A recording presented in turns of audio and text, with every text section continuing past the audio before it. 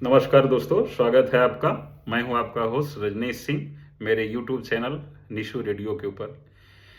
कल मैं अपने सोफे पे बैठ के टीवी देख रहा था। शाम के वक्त थे, 9:30 बजे के आसपास।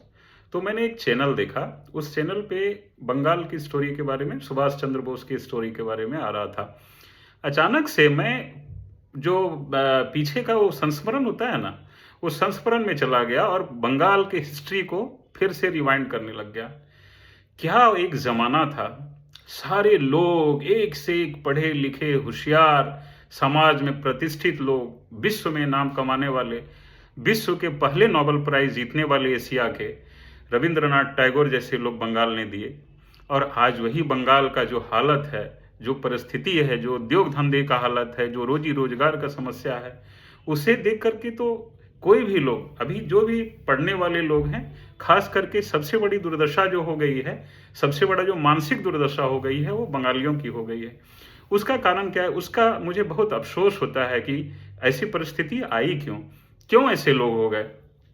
जब मैं इस बात को गौर से देखता हूं, मैं जब इस बात को बहुत ध्यान से सोचता हूं, अभी आप देखिए, मैं आपको पहले थोड़ा सा फ्लैशबैक में ले जाना चाहता हूं। आपने बंकिम चंद्र चट्टोपाध्याय, जिन्होंने राष्ट्रीय गीत लिखा और जो जिनका सबसे पहला गायन रविंद्रनाथ टैगोर, ये दोनों कितने महान विभूति हुए।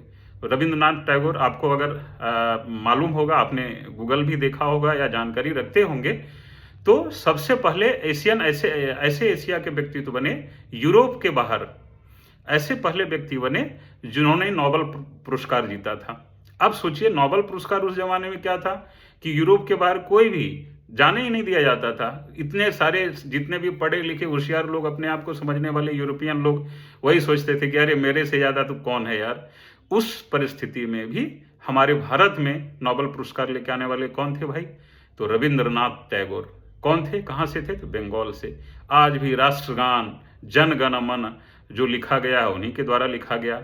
आज भी वंदे मातरम लिखा गया बंकिम चंद्र चट्टोपाध्याय के द्वारा। वो किन्होंने लिखा? तो बंगाल के एक महान हस्ती थे।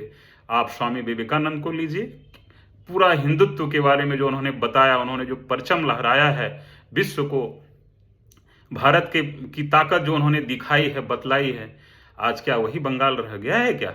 बिल्कुल भी नहीं। इसी पे थोड़ा सा मन को तकलीफ और कष्ट होती है।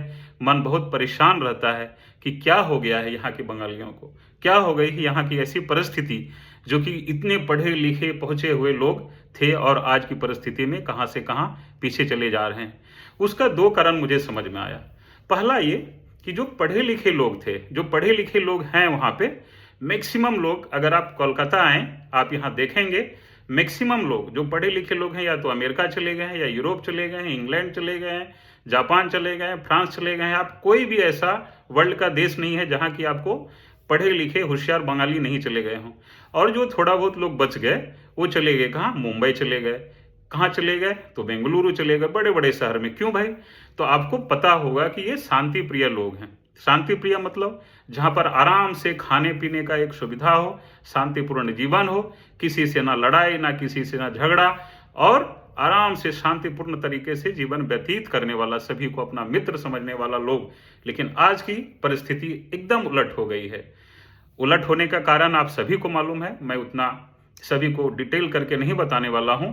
आप लोग भी गूगल के ऊपर हमेशा रहने वाले लोग, आप लोग जानकारी एकत्र करने वाले लोग हैं। लेकिन जहां तक अगर मेरी बात आप बंगालियों को पहुंच रही होगी, आपको, आपसे मेरा सागर निवेदन है, आपसे मेरा सादर निवेदन है कि आपको अपने राज्य के बारे में जरूर सोचने की जरूरत है और अपना जो मान प्रतिष्ठा जो पहले का बंगाल था, उसी को लाने का जरूरत है। आप सभी जितने भी बड़े बुद्धिजीवी हैं, आपको एक प्रीवियस चैप्टर से लेसन लेते हुए, आपके अपने इतिहास को फिर से दोहराते हुए ये देखना चाहिए कि हम कहाँ पीछे छूट रहे हैं, और उसकी पुनरास्थापित उस जो गौरवमय इतिहास है उसको कैसे किया जाए।